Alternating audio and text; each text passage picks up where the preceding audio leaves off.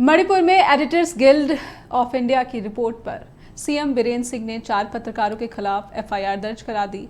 पत्रकारों को अपनी गिरफ्तारी से बचने के लिए सुप्रीम कोर्ट जाना पड़ा, वो गिरफ्तारी से बच भी गए। अहम बात यह है कि मणिपुर के सीएम ने वहां शांति प्रयासों के बारे में क्या किया जा रहा है, इस पर आज तक एक प्रेस कॉन्फ्रेंस नहीं की है। अब आपको कर्नाटक की बात बताते हैं। कर्नाटक में एक स्कीम को लेकर प्रमुख राष्ट्रीय मीडिया में खबर दिखाई गई। आरोप है कि खबर में समुदाय विशेष को लेकर झूठ दिखाया गया है। पत्रकार के खिलाफ कर्नाटक में एफआईआर दर्ज करा दी गई है। भारत में बीजेपी के नेतृत्व वाली सरकार में मीडिया की ऐसी स्थिति क्यों हो गई है? मीडिया सच कह रहा है, झूठ कह रहा है? आखिर में ये अविश्वास की भावना कैसे जन्म ले चुकी है और ये भावना प्रबल भी होती जा रही है? ये भारत जैसे विविधता वाले देश के लिए कितना खतरनाक है। नमस्कार, आप देख रहे हैं जस हिंदी टीवी। मेरा नाम है नेहा शुक्ला। स्ट्रेट टॉक के सभी दर्शकों का बहुत बहुत स्वागत करती हूँ। देश के जाने माने पत्रकार हैं विनोद अग्निहोत्री। उन्होंने कहा है कि पत्रकारिता सबसे लोकतांत्रिक पेशा है। पत्रकार के रूप में आने वाली यूथ अपने सबसे वरिष्ठ संपादकों के साथ विचार विमर्श करती है, सीखती है और सिखाती है। फेक न्यूज के इस जमाने में विश्वसनीयता सबसे बड़ी पत्रकारिता की एक चुनौती बन गई है। इस मसले पर सुप्रिया सुले ने क्या कहा है, आइए दर्शकों को दिखाते हैं।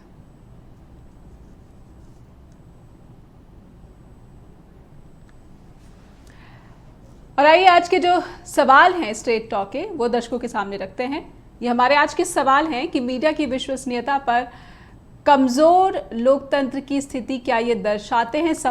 जो सवाल मीडिया की विश्वसनीयता पर उठाए जा रहे हैं, क्या कमजोर लोकतंत्र की स्थिति को दर्शा रहे हैं?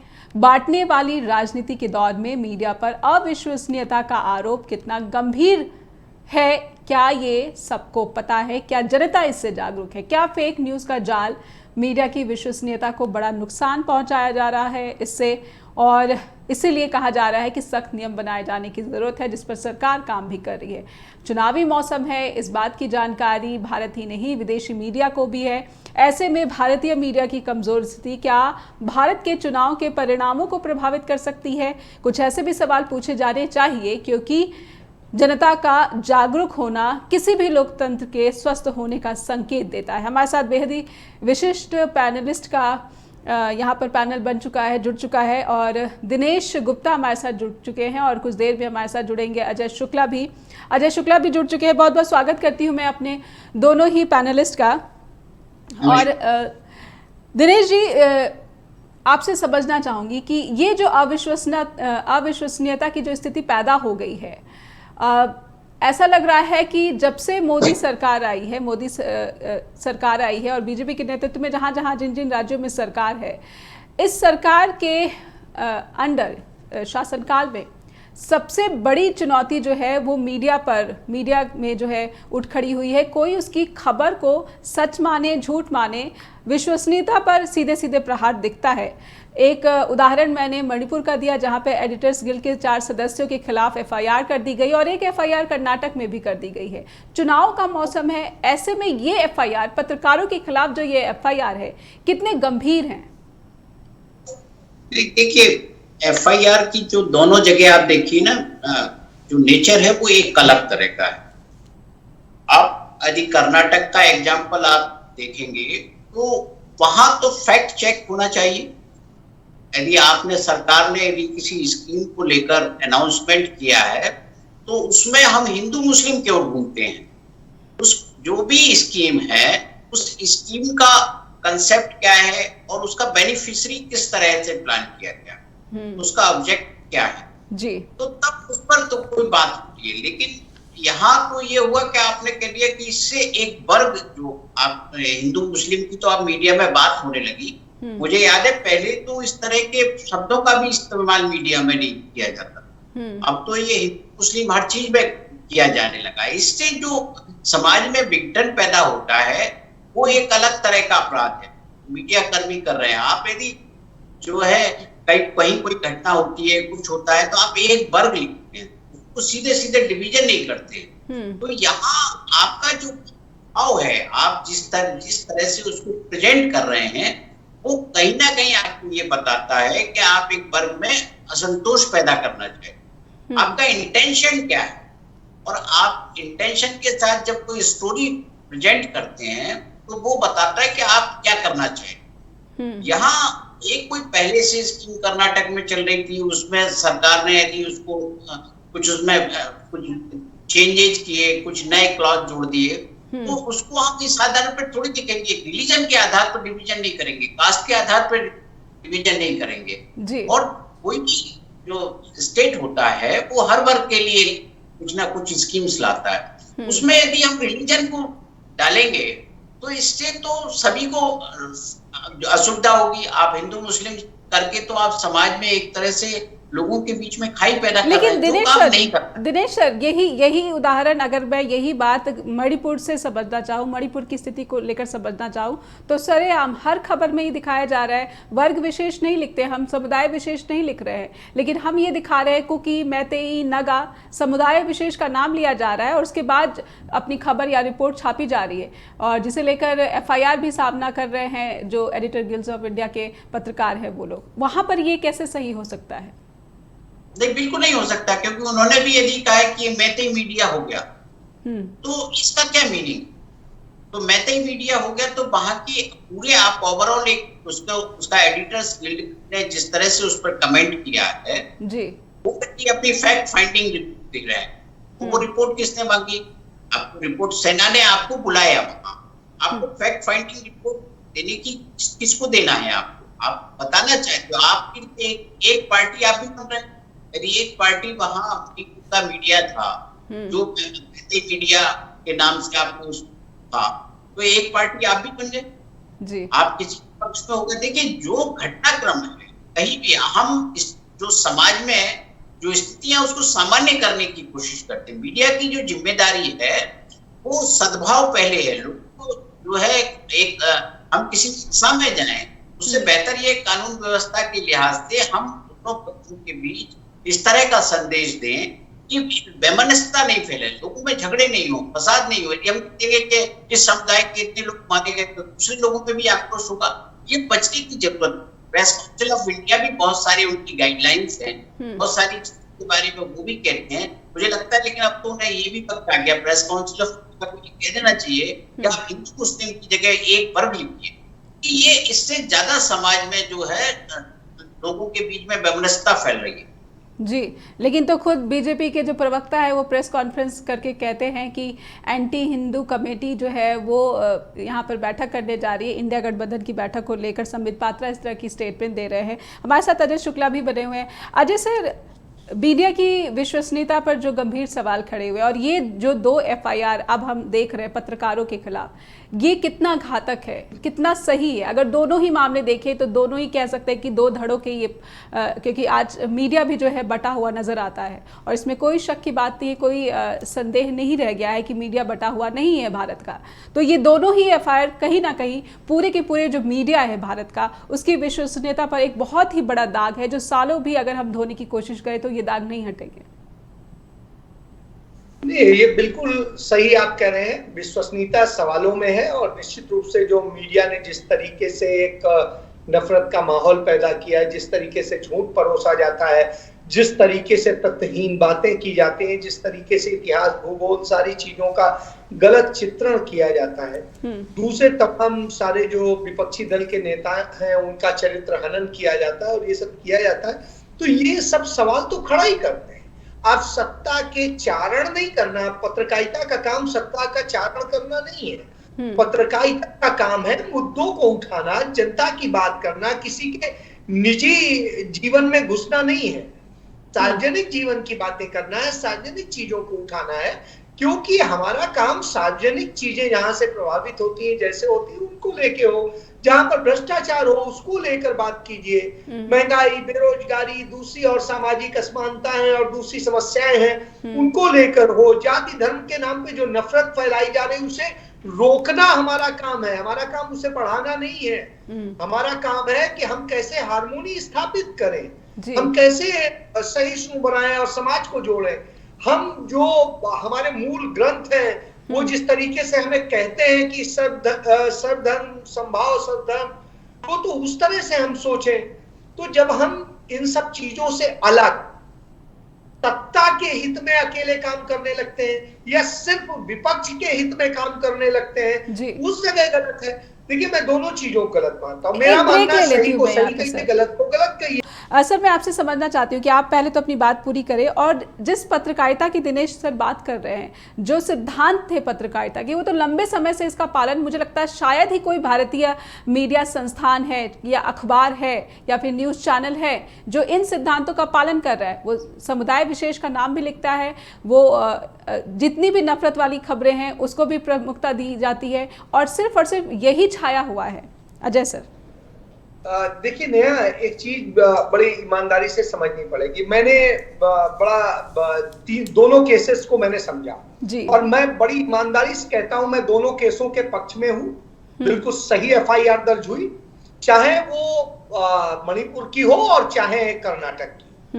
निश्चित रूप से आप नफरत फैलाने वाली बगैर तथ्यों को जांचे हुए या कोई चीज किए हुए कर देते हैं, और करने से एक मैसेज कन्वे हो जाता है। उसके बाद में आप डिलीट कर लें, कुछ कर लें और क्या कर लें, उससे कोई फर्क नहीं पड़ता। एक नुकसान जो होना है, गलत मैसेज जाना है, वो चला गया जी। एक, लेकिन यहीं पर एक चीज कहूंगा, इन दोनों एफआईआर के बाद में एक चीज का अंतर, वहां पर एफआईआर दर्ज होने के पहले ही उन्होंने अपनी गलती मान ली मणिपुर में, और उन्होंने गलती मान करके उसको डिलीट भी किया और वो किया।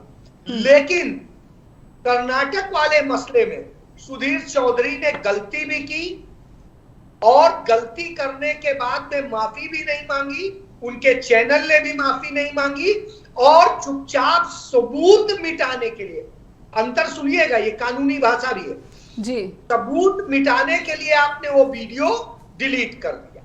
ये दो अंतर। आपका प्रोग्राम लाइव टेलीकास्ट हुआ, उनका प्रोग्राम लाइव टेलीकास्ट नहीं हुआ। तो अंतर सिर्फ इतना है, एफआईआर दोनों सही है, लेकिन वहां अपराध शून्य हो जाता है इस आधार पर कि उन्होंने इमीडिएट अपनी गलती को सुधारा और उस पर माफी मांगी। उसके बाद में उनका प्रोग्राम कोई लाइव टेलीकास्ट नहीं हुआ था, वो फैक्ट फाइंडिंग टीम गई थी, उसने उसे गलती से ट्वीट किया। लेकिन यहां क्या होता है, यहां लाइव टेलीकास्ट होता है। जैसा कि आज तक का दावा है कि उनके प्रोग्राम को करोड़ों लोग देखते हैं, तो 7 करोड़ों लोगों ने एक मन बना लिया। उसके बाद आपने माफी भी नहीं मांगी लाइव ही, और ना ही आपने उसको लेके कोई टिकर चलाया, ना ही आपने उसको लेकर के क्या नाम है, उसको वो किया, और उसके बाद में आपने वीडियो भी डिलीट कर दिया। ये दर्शाता है कि आपकी मंशा अपराध करने की थी। तो कानून कहता है कि क्राइम में इंटेंशन देखा जाता है, और आपका इंटेंशन अपराध करना है, और मणिपुर वाली घटना में इंटेंशन नहीं है, चूक हुई है। ये दो शब्द का अंतर है। फिर आपका इसमें एक दूसरा सवाल था। दूसरा सवाल यह था कि पत्रकारिता की यह दशा। नेहा, मैं बड़े गर्व से कहता हूं कि इस हिंदुस्तान में पत्रकारिता की शुरुआत मेरे परिवार में की। मैं गर्व से कहता हूं कि मैं उस परिवार का बेटा हूं जिस परिवार ने इस हिंदुस्तान में पहला अखबार शुरू किया। तो साहब, मैं उस परिवार का जब बेटा हूं तो मुझे गर्व होता था कि हमारे यहाँ की पत्रकारिता बड़ी शुचिता के साथ होती है, राष्ट्र के लिए लड़ती है, देश की आजादी के लिए लड़ती है, और पीड़ितों के साथ खड़ी होती है, जो भी इस तरह के लोग हैं उनके साथ खड़ी होती है। तो जो मजलूमों के साथ खड़ी होती थी, वो पत्रकारिता आज नफरत के साथ खड़ी है। वो पत्रकारिता आज ताकतवर लोगों का साथ दे रही है। वो पत्रकारिता इस देश को बर्बाद करने का काम कर रही है। तब मुझे दुख होता है कि आज स्वर्गीय पंडित जुगल किशोर शुक्ल जी जहां भी होंगे दुनिया में, वो सोच रहे होंगे इस देश को क्या हमने इस उद्देश्य से पत्रकारिता दी थी। हमने तो इस उद्देश्य से दी थी कि देश समृद्ध हो, देश जो है स्वशासन पाए, देश के हर व्यक्ति को हक मिले। तो यह तकलीफ होती है, और इस तकलीफ के कारण निश्चित रूप से बहुत सारी चीजें होती हैं। मैंने, आपको पता है मेरे निजी जीवन के बारे में भी, मैं एक बड़े ग्रुप का चीफ एडिटर था जी। मैंने सिर्फ इसलिए नौकरी छोड़ी क्योंकि मैं सिद्धांतों से समझौता करने को नहीं तैयार था। अब आप एक चीज सोचिए, जब मैं लाखों रुपए महीने की नौकरी छोड़ करके और ये कर रहा हूं, तो आज आप ये सोचिए मेरे मन में दर्द है, क्योंकि मेरे पुरखों ने इस देश के लिए, इस देश की आजादी के लिए, इस देश की पत्रकारिता के लिए अपनी जिंदगी कुर्बान की है। लेकिन जब ये लोग इस तरह इसकी हत्या करते हैं तो निश्चित रूप से मुझे तकलीफ होती है, मेरा दिल रोता है, मेरा मतलब मैं उसको बयां नहीं कर सकता हूं शब्दों में जो मुझे तकलीफ होती है। इसलिए मुझे इसको लेके बिल्कुल है, और मैं चाहता हूं इस देश की पत्रकारिता जीवित रहे, स्वतंत्र रहे। इसके लिए जो उचित हो वो किया जाना चाहिए। जी, दिनेश सर हमारे साथ बने हुए। दिनेश सर, आप जिस जगह से जुड़े हुए हैं, भोपाल, ये हिंदी पत्रकारिता का गढ़ है और वर्तमान में हिंदी पत्रकारिता जो है वो सबसे बड़ा टूल बनती जा रही है। मैं आपसे समझना चाहूँगी कि एक हर साल एक फौज खड़ी हो जाती है पत्रकारों की, ये जो फौज खड़ी हो रही है हर साल पत्रकारों की, इस पे कितना असर है जो वर्तमान में मीडिया की परिस्थितियां बनी हुई है? दिनेश सर। बिल्कुल, देखिए नेहा, असर तो दिख रहा है। असर तो हम पत्रकार ही क्यों, हर वर्ग जो समाज का है वो आज गोदी मीडिया उसके लिए बड़ा आसान सी चीज हो गई। सभी समझते हैं पत्रकारों की जो क्रेडिबिलिटी है वो पूरी तरह से खत्म हो गई है। मतलब आप कोई भी चीज देखिए कि लोग कहने लगते हैं अरे मीडिया में आइए, उसको भरोसा मत करिए। तो ये जो भरोसा है ये किस जनरेशन ने खत्म किया? ये तो जो नई जनरेशन आई है, जो विचारधारा के साथ आई है, वो पत्रकारिता करने नहीं आई है, वो राजनीति करने आई है, राजनेताओं पर टूल्स बनने आई। तो ऐसे लोगों के लिए आप पत्रकार कैसे हो सकते? जो बड़े बड़े संस्थान है, जो सरकारों को हिला दिया करते थे, आज क्या हो रहा है, वो सरकार के पिछलग्गू बने हुए। क्यों बने हुए? आपको कोई भी यदि आपको कोई बेनिफिट दिखता है उसके लिए आप कंप्रोमाइज कर रहे हैं, आप पर कोई दबाव है तो दबाव के आगे आप झुक रहे हैं। जब आप दबाव के आगे नहीं झुकते हैं तब तो पत्रकारिता करते हैं आप। तो आप देखिए मौजूदा दौर जो पत्रकारिता है वो सुविधा भोगी पत्रकारिता है। कोई इन्वेस्टिगेशन नहीं करना चाहता, कोई स्टडी नहीं करना चाहता, वाइट जर्नलिज्म हो गया। किसी ने कुछ कह दिया इंस्टेंट हो गया, आपने कोई रिसर्च ही नहीं की, आपने स्टडी नहीं किया, आपने फैक्ट चेक नहीं किए। यदि वो विचारधारा के अनुकूल है तो आपने उसको दिखा दिया, वो विचारधारा के खिलाफ है तो उसको भी आप ऐसे चलाते हैं जो विचारधारा के पक्ष में लगे। यदि कांग्रेस कुछ करती है तो आप तुरंत उसके खिलाफ चलाने लगते हैं कि कांग्रेस ने ऐसा क्यों किया, कांग्रेस की आदत है, नेहरू को सलमान दी। इस तरह की जो चीजें हैं इसके जनक कौन है? कौन लोग हैं इसके पीछे जो इस तरह से हमारे देश का इतिहास बदलने में लगे?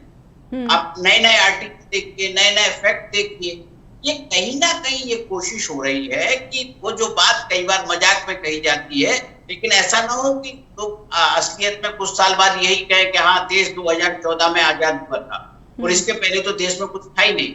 और इसके लिए हम पत्रकार जिम्मेदार होंगे जो सच्चाई को नहीं बता पा रहे। यदि आज आप देश में जो ट्रेन चल रही है, आप देखिए कि उसको गरीब के लिए कौन सी ट्रेन चल रही है, आप फास्ट ट्रेन चला रहे हैं आप, जिसमें जो है गरीब के लिए कोई जगह नहीं है, उसके पॉकेट में उतना पैसा नहीं है कि वो जो है वंदे भारत या सुपरफास्ट ट्रेनों में बैठ सके।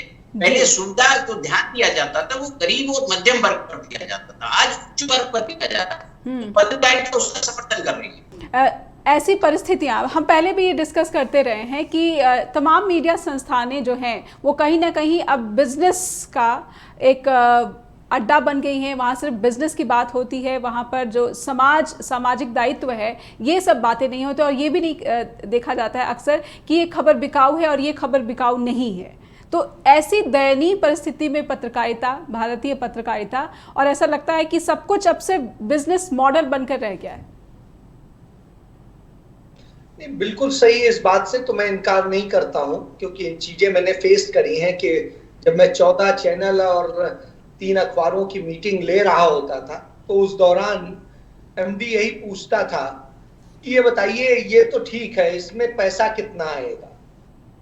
तो अब ये होता था कि पैसा कैसे आएगा, और ये तो तमाम साथी उसमें प्रपोजल बताते थे कि हम इनको खबरों को इस तरीके से मोल्ड कर दें, ऐसे कर दें, ये कर दें, तो इससे हमें ये फायदा हो सकता है, ये हमें यहाँ से इतना पैसा मिल सकता है, हमें यहाँ से ये मिल सकता है। तो इस तरह की स्थितियां होती थी जी। लेकिन आज जब हम इस चीज पे बात करते हैं तो बड़ा एक शर्मनाक स्थिति है, क्योंकि यह स्थिति नहीं होनी चाहिए। निश्चित रूप से जब हम बात कर रहे हैं पत्रकारिता की, तो इनको लेके कई बार विरोधाभास होता था, कई चीजें होती थी, लेकिन कई बार लगता था कि इंस्टीट्यूशंस चलाने हैं, इतने हजार लोग हमारे साथ काम कर रहे हैं, उनकी सैलरीज भी जानी है और वो होना है, उनको कैसे चेकआउट किया जाएगा, खर्चे भी बड़े बड़े हैं। तो इन सब का भी असर पड़ता था और उन चीजों की भी बात आती थी। तो फिर ये लगता था कि बीच का रास्ता निकाला जाए और इससे पत्रकारिता को भी बचा लिया जाए और ये भी किया जाए कि हाँ, कंपनी के पास भी पैसा आ जाए। तो ये रास्ते देखिए, मुझे भी कई बार, मैं बड़ा ईमानदारी से कहता हूं, मुझे भी लगता है कि कई बार थोड़े से व्यवहारिक रास्ते निकाले जाने चाहिए, लेकिन फिर उस पे शर्त यही है कि पत्रकारिता की आत्मा नहीं मरनी चाहिए, उसके एथिक्स नहीं मरने चाहिए, वैल्यूज नहीं मरनी चाहिए। और यदि आप निकालते हैं तो ठीक है, लेकिन यदि उन्हें मार के आप करेंगे तब तो नहीं चलेगा। हम आपसे प्रचार का पैसा ले रहे हैं तो प्रचार ही हम करेंगे, हम आपके कैंपेनर हम नहीं बनेंगे, हमारा जर्नलिस्ट नहीं बनेगा। इसके रास्ते निकालने की जरूरत है। इसीलिए मैनेजमेंट को और जर्नलिस्ट को अलग अलग रखा जाता था। लेकिन साहब, सुधीर चौधरी जैसे लोग रहे जो सीईओ भी बने और चीफ एडिटर भी बने। जब दोनों पद आप होल्ड करेंगे तो आप कैसे उससे इंसाफ कर पाएंगे? तो सर, क्योंकि दोनों एक दूसरे के विरोधाभासी हैं। तो मैं ये उदाहरण के लिए बता रहा हूं, कमोबेश यही स्थितियां हैं और यही स्थितियां शर्मनाक हालात पैदा करती हैं पत्रकारिता के लिए। जी सर, क्या किसी भी परिस्थिति में पत्रकार के खिलाफ एफआईआर दर्ज होनी चाहिए अगर मामला बहुत ही गंभीर सुरक्षा का ना हो या फिर देशद्रोह जैसी स्थिति ना हो? बिल्कुल होना चाहिए। मैं समझता हूं निश्चित रूप से दर्ज होनी चाहिए। कि गलत है, देखिए, यदि वो हार्मोनी को खराब करता है, सांप्रदायिक सद्भाव बिगाड़ता है, नफरत पैदा करता है, तो होनी चाहिए। वो गलत तथ्य यदि मान लीजिए धोखे से हो जाते हैं और उसकी मान के उस पर सुधार कर देता है तो एक क्षमा का प्रावधान है।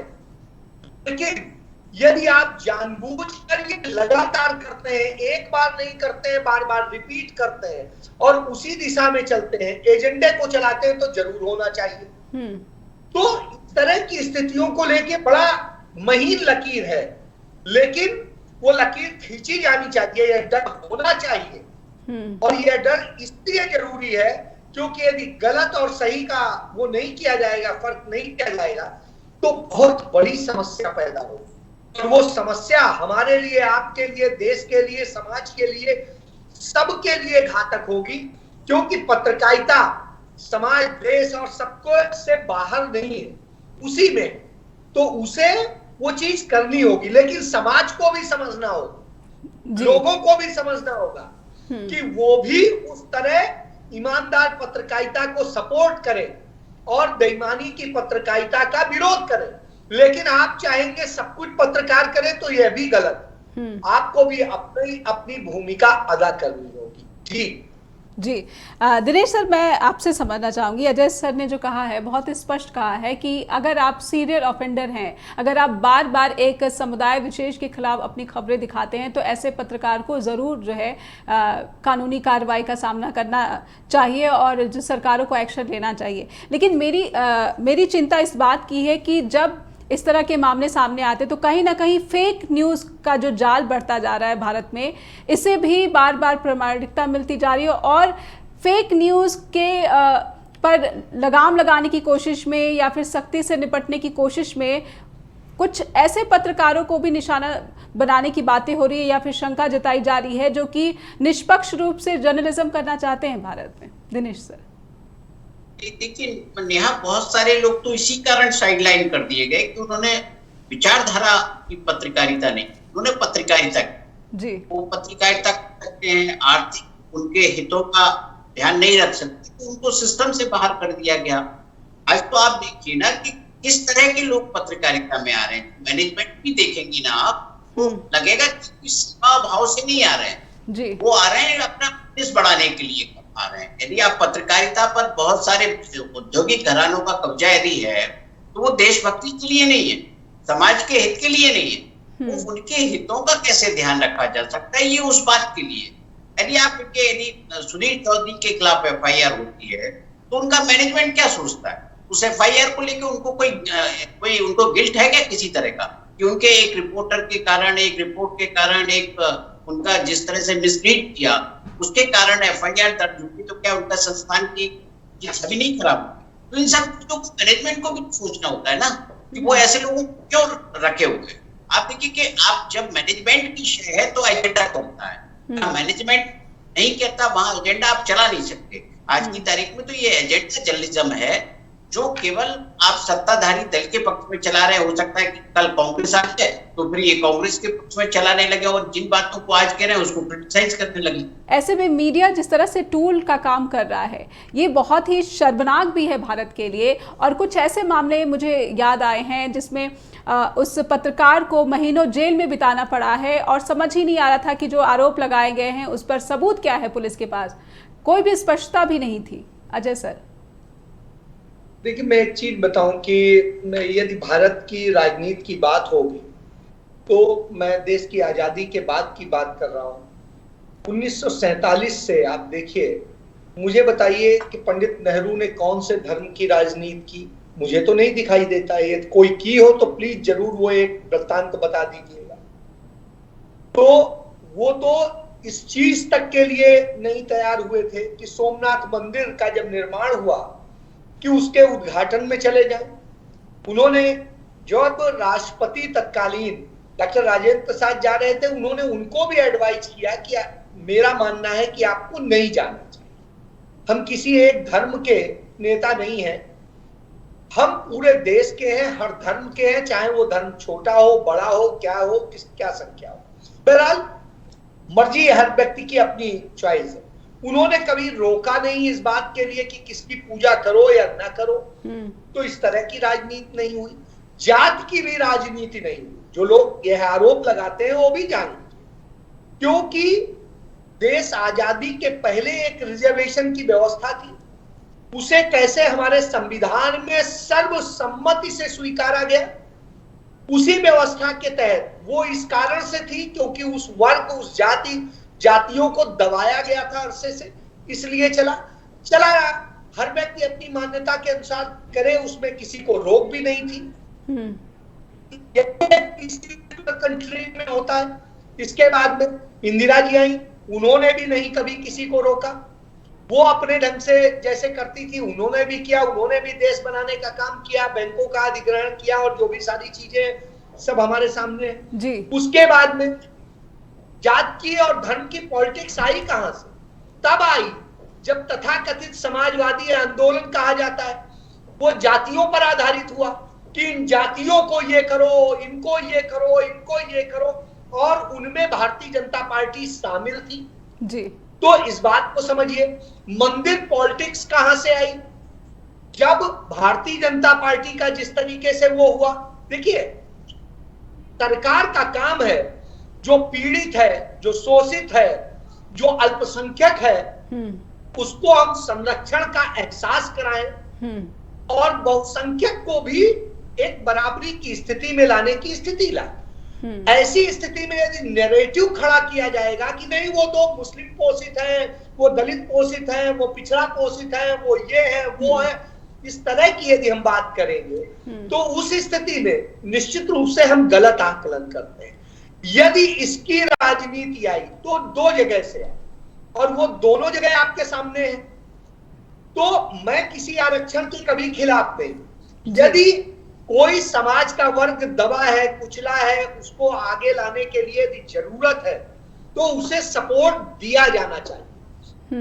लेकिन अब तो आरएसएस के प्रमुख भी कह रहे हैं कि आरक्षण जी मैं खत्म कर रहा हूं। मैं ये कह रहा हूं कि इसके तहत मेरा मानना है कि वो आरक्षण आवश्यक है, लेकिन वो आरक्षण यदि राजनीति का केंद्र बन जाए, नासूर बन जाए और सिर्फ चंद विशेष लोगों को लाभ दे, बाकी को उपेक्षित करे, तो मैं उसके पक्ष में नहीं हूं। मेरा मानना है उस वर्ग में भी क्रीमी लेयर की व्यवस्था की जानी चाहिए कि कैसे वो भी एक बराबरी पे आ जाए और उसके बाद में वो व्यवस्था की जाए।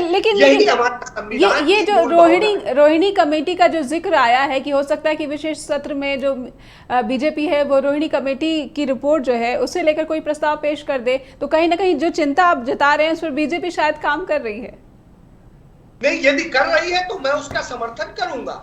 पर फिर क्या कहता हूं, सही चीज जो भी करेगा, चाहे भाजपा करे, कांग्रेस करे, कोई और करे, मैं उसके साथ हूं। लेकिन वो इसलिए नहीं होना चाहिए कि वो नेहा शुक्ला का हक छीन ले या गुप्ता जी का हक छीन ले। उसका होना चाहिए हर व्यक्ति को हक मिले, उसके हक छीने न जाए और एक समर समाज स्थापित हो, विश्वसनीय समाज स्थापित हो। गुप्ता जी हम पर यकीन करें, आप हम पर यकीन करो, हम आप पर करें। महिला अपने आप को असुरक्षित फील न करे और पुरुष कहीं यह न सोचे कि हम कहीं फंस जाएंगे बगैर गलत करे, तो यह होना चाहिए। और यही चीज पत्रकारिता का आपने सवाल किया था, खत्म करता हूं कि यही चीज पत्रकारिता में होनी चाहिए कि आप ईमानदारी से और सही पत्रकारिता करेंगे तो आपको कोई आंच नहीं आएगी। इसके प्रोटेक्शन की व्यवस्था होनी चाहिए, लेकिन गलत करेंगे तो आप छोड़े नहीं जाएंगे, इसकी भी व्यवस्था होनी चाहिए। जी दिनेश सर आपसे मेरा सवाल, कहीं ना कहीं पत्रकारों की जो है बात हो रही है, लेकिन जिस खबर की बात होनी चाहिए, जैसे मणिपुर वाले मामले में वो रिपोर्ट क्या थी, वो खबर क्या थी, वो पत्रकारों पर हुए एफआईआर के बीच में दब गई है। वैसे ही कर्नाटक में जिस सब्सिडी वाली खबर की बात हुई थी वो भी खबर कहीं ना कहीं जो है दब गई है। खबर की प्राथमिकता कम, अब पत्रकारों की भूमिकाओं की जो प्राथमिकता है वो ज्यादा नजर आती है। दिनेश जी। नहीं, बिल्कुल निश्चित तौर पे आप देखिए जिस खबर की बात है मणिपुर, तो आप देखिए ना कि बहुत सारे बीच में तो गायब ही हो जाता है कि मणिपुर में हो क्या रहा है, और इतना लंबा यदि मणिपुर में हिंसा चल रही है तो इसको सरकार भी गंभीरता से नहीं ले रही, कर रही है, रिपोर्टिंग छपे। आप देखिए ना कि यही क्यों, अब जब 317 हटाया था कश्मीर से, तब क्या हुआ, वहां की भी बहुत सारी रिपोर्ट्स की छपी थी, फिर बाद में अलग अलग देशों से डेलीगेशन है उनको भेजा गया कि यहाँ कश्मीर की शांति है। तो इस तरह की जो चीजें हैं, सरकार अपनी कहीं ना कहीं नाकामी छुपाने के लिए इस तरह से एक तो खबरें सेंसर करती है या फिर खबरों को मैनिपुलेट करती है। तो जो चीज सामने आना चाहिए, लेकिन बहुत छोटे रूप में आई। यदि आप कर्नाटक को उदाहरण देखें तो बहुत छोटे रूप में आई, उन्होंने कहा कि ये तो पहले से ही चल रही थी, बात खत्म हो गई। लेकिन जो एक जो मिसलीड किया गया, जिस तरह से समाज में एक डिवीजन की कोशिश की गई, वो एक गंभीर है अपने आप में। और वो मणिपुर में भी यदि एडिटर्स की उसी तरह से भाषा का इस्तेमाल करता रहे तो उसको हम ये नहीं कह सकते कि वो फेयर है। और वो सेना, भले वो सेना के बुलाने पे गया, लेकिन उसने भी तो वही गलती की जो लोकल मीडिया कर रहा था। जी, तो इस बीच जो मणिपुर की परिस्थितियां हैं सर, हमें पता है कि वहां पर परिस्थितियां अभी भी उतनी ही तनावपूर्ण है, अभी भी जो हिंसा है, मुझे लगता है शायद ही ऐसा कोई दिन जाता होगा जिस दिन किसी मौत की खबर वहां से नहीं निकल कर आती होगी, लेकिन भारत की प्रमुख राष्ट्रीय मीडिया से वो खबर नदारद है। तो ये बहुत चिंता का विषय है कि जहां इस तरह के हालात हैं, वहां हमारे देश के एक हिस्से में इस तरह की घटनाएं हो रही, वहां हालात कैसे हैं, लोग कैसे हैं, इसके बारे में यदि खबरें नहीं आ रही हैं तो एक चिंता का विषय। ये बताता है कि हम चीजों से, घटनाओं को लेकर कितने असहिष्णु हो गए, किस तरह से हमने चीजों को अनदेखा करना चालू कर दिया है। और सबसे बड़ा प्रश्न सर, सबसे बड़ा प्रश्न कि क्या हम जनता से जुड़े रह पाए हैं, क्या हम वाकई में जनता की कान और आंखें बन पाए हैं, अब रह चुके हैं? नहीं, देखिए अब तो हम जो है सरकार के केवल एक माउथ पीस रह गए हैं। जनता की तो हम बात ही नहीं करते। बहुत सारे मुद्दे हैं जो जनता के मुद्दे होते हैं जिनको हम उठाते नहीं है, सरकार के सामने नहीं रखते। आप असेंबली और पार्लियामेंट में भी देखिए कि जिस तरह से चीजों को सेंसर किया जाता है, जिस तरह से विपक्ष को बोलने से रोका जाता है, ये जो सारी परिस्थितियां हैं कहीं ना कहीं ये बताती है कि सेंसर का दौर है। और इस सेंसर के दौर में जो पत्रकारिता को विपक्ष के साथ होना चाहिए, विपक्ष को पत्रकारों के साथ होना चाहिए, वो एक दूसरे के खिलाफ खड़े हुए हैं। जी, बहुत बहुत धन्यवाद करना चाहूंगी। समय समाप्त हो गया है, लेकिन कहीं ना कहीं मैं शुक्रगुजार हूं कि आप जैसे पत्रकार हैं, आप और अजय शुक्ला जैसे और भी जो हमारे पैनलिस्ट बनकर आते हैं जो पत्रकार हैं, वो लगातार सच का साथ और जनता से जुड़े हुए भी। और हमारी जस हिंदी के जरिए ये पूरी कोशिश होती है कि निष्पक्ष और स्वतंत्र पत्रकारिता को हम ज़्यादा से ज़्यादा इसके पास पहुँचने की कोशिश करें और जनता को जागरूक कर सके कि वास्तव में खबर क्या है, और जो पत्रकार की भूमिका है वो निष्पक्ष और स्वतंत्र बनी रहनी चाहिए। किसी भी स्वस्थ लोकतंत्र के लिए ये जरूरी होता है। info@justbroadcasting.com पर इसलिए आपके फीडबैक का मुझे हर रोज इंतजार रहता है। नेहा@justbroadcasting.com पर भी आप अपना फीडबैक अवश्य भेजें। नमस्कार।